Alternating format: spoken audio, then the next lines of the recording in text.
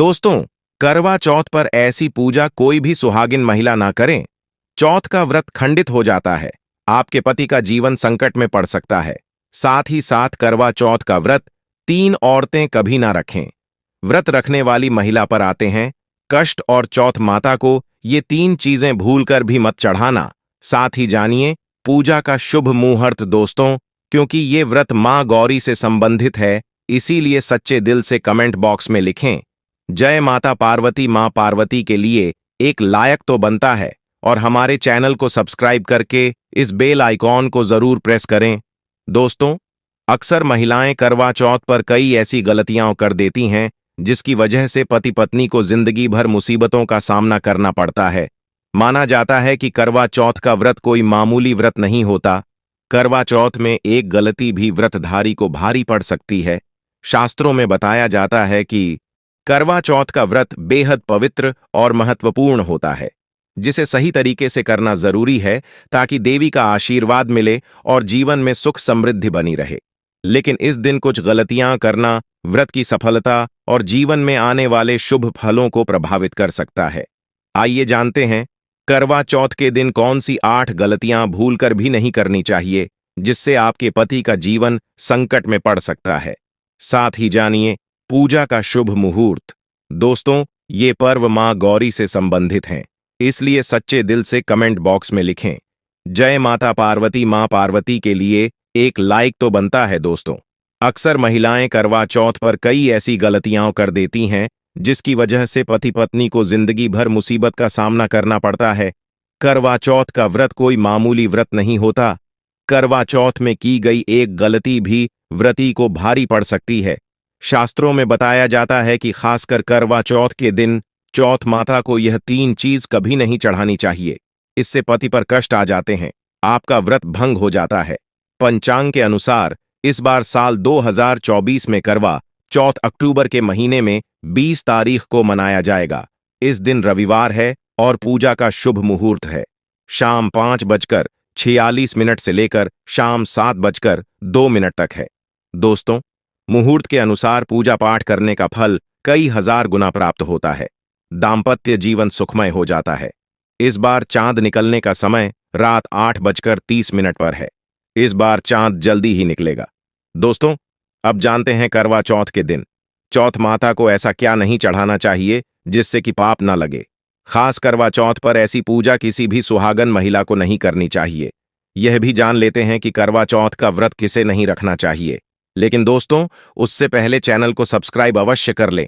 साथ ही comment box में जय हो चौथ माता अवश्य लिखें। दोस्तों, करवा शब्द का संबंध दीपक और एक टोटी वाले मिट्टी के बर्तन से है, जबकि चौथ का अर्थ कार्तिक मास के कृष्ण पक्ष के चौथे दिन से है। इसे निर्जला व्रत के नाम से भी जाना जाता है।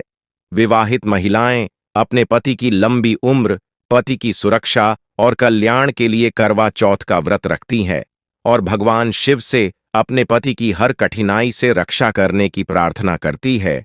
महिलाएं चंद्रमा को विभिन्न प्रकार का भोग लगाकर अपना व्रत खोलती है। दोस्तों, करवा चौथ का व्रत सुहागिन महिला या जिनका रिश्ता तय हो गया है वही स्त्रियां रख सकती हैं। जो महिला अपने पति से लड़ती झगड़ती है, नफरत करती है, उसे यह व्रत नहीं रखना चाहिए, क्योंकि यह त्योहार प्यार का है, नफरत का नहीं। इसलिए पति पत्नी में प्यार होना बहुत जरूरी है।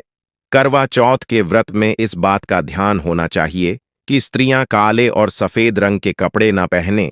सफेद रंग विधवा होने का रूप माना गया है और काला रंग शनि का प्रतीक है, इसलिए धार्मिक अनुष्ठानों में काले कपड़े नहीं पहने जाते। दोस्तों, करवा चौथ का व्रत तब तक रखा जाता है जब तक चांद न निकल आए।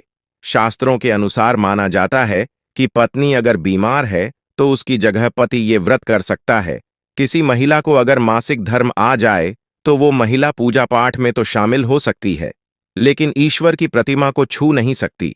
वो घर में किसी और से पूजा पाठ करवा सकती है। आप चाहे तो अपने पति से भी पूजा करवा सकते हैं। ऐसे में आप कथा भी सुन सकते हैं, लेकिन भगवान की प्रतिमा को स्पर्श ना करें। आप व्रत का पालन वैसे ही करें जैसे आप करते चले आ रहे हैं, परंतु ईश्वर की प्रतिमा को स्पर्श न करें। मासिक धर्म में व्रत रखने की कतई मनाही नहीं है। आप मासिक धर्म को रोकने के लिए दवाई ले सकती हैं, जिससे आपको इस समस्या से छुटकारा मिल सकता है। दोस्तों, गर्भवती महिला भी करवा चौथ का व्रत रख सकती है, लेकिन डॉक्टर की राय अवश्य ले ले। दोस्तों, पति की निशानी जो मंगलसूत्र होता है, उसे स्वयं आप ही खरीदे या अपने पति से ले। दूसरी महिला का मंगलसूत्र इस्तेमाल न करें, इससे पति पर संकट आ सकते हैं।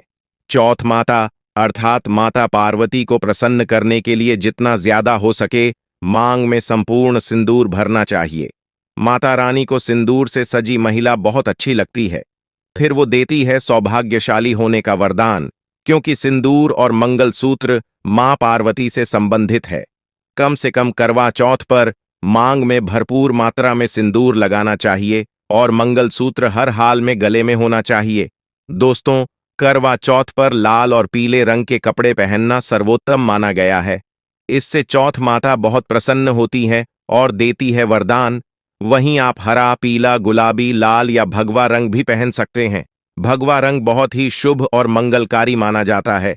दोस्तों, अगर आपके पास शादी का पुराना जोड़ा रखा हुआ है तो इसे बहुत ही शुभ माना गया है। आप इसे भी पहन सकते हैं या बाजार से नया जोड़ा ला सकते हैं।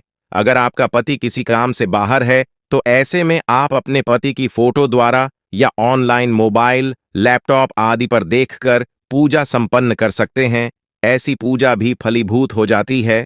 चौथ की पूजा का सामान खरीदे तो याद रहे सीखे या तेलियां टूटी हुई नहीं होनी चाहिए। इन सिक्कों की संख्या 7 हो सकती है या कुछ लोग 8 भी इस्तेमाल करते हैं। जब आप बाजार से करवा खरीदे तो देख ले कि करवा चटका हुआ नहीं होना चाहिए। टूटा तथा चटका करवा माता को चढ़ाने से व्रत टूट जाता है, क्योंकि चटका हुआ करवा खंडित माना गया है। माता को जब आप श्रृंगार का सामान चढ़ाएं तो नया ही चढ़ाएं। ध्यान से सुनिए, चूड़ियां टूटी हुई नहीं होनी चाहिए। आप भी टूटी तथा चटकी चूड़ियां ना पहने। करवा चौथ में छलनी का बहुत बड़ा योगदान है। इसके बगैर आप कभी भी करवा चौथ की पूजा कर ही नहीं सकते, क्योंकि इससे चांद को देखा जाता है। छलनी टूटी हुई नहीं होनी चाहिए। आप चाहे तो पुरानी करवा चौथ की छलनी इस्तेमाल कर सकते हैं या बाजार से नहीं भी ला सकते। दोस्तों, माता को जब आप भोग लगाए तो फलों में पंचरंग के फल होने चाहिए। मिठाइयां भी पंचरंग की होनी चाहिए। इसे बड़ा ही शुभकारक माना गया है। फलों में खासकर माता को नाशपाती न चढ़ाएं, इसे शुभकारी नहीं माना जाता। आप अपने मन के अनुसार भी फल और मिठाइयां रख सकते हैं। करवा चौथ में इस्तेमाल होने वाले चावल बाजार से खरीदे। चावल टूटे हुए नहीं होने चाहिए। चावल साफ और सफेद होने चाहिए। माता को जब आप नारियल अर्पित करें तो जता वाला यानी पानी वाला नारियल होना चाहिए। माता को लाल चुन्नी चढ़ाना बहुत ही उत्तम फलदायी माना गया है। करवा चौथ की पूजा के आसपास झाड़ू पोछा नहीं होना चाहिए और वहां से जूते चप्पल भी दूर हटा दे। इससे पाप लगता है, व्रत टूट जाता है। चौथ माता ऐसी पूजा में शामिल नहीं होती। करवा चौथ की पूजा में चौथ माता की चौकी लाल कपड़े से लगनी चाहिए। इस बात का ध्यान रहे कि चौथ पूजा के लिए जब आप करवा चौथ का फोटो लगाए तो वो फटा हुआ नहीं होना चाहिए। फटा गला फोटो खंडित माना जाता है। फोटो संपूर्ण होना चाहिए। फोटो पर फूलों की माला अवश्य चढ़ानी चाहिए।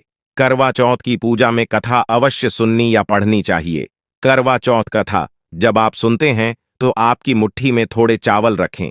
करवा चौथ की पूजा में पूरे मेकअप, श्रृंगार आदि के साथ चौथ माता की पूजा करनी चाहिए और अंत में चांद की पूजा करनी चाहिए। इस बात का ध्यान रखें। अगर आपका करवा चौथ का व्रत है तो मन में खाने के प्रति लालसा न रखें, अर्थात जब तक पूजा संपन्न ना हो जाए तब तक भोजन को देखकर अपना मन अपवित्र न करें। भोजन की तैयारी में कैंची, सुई या चाकू का उपयोग न करें। और जब पूजा संपूर्ण हो जाए तब खाने की थाली सास या ननद को दी जाती है। तब साथ में थाली में दक्षिणा अवश्य डालें। आशीर्वाद लेना न भूलें। अंत में पति के साथ भोजन ग्रहण अवश्य करें।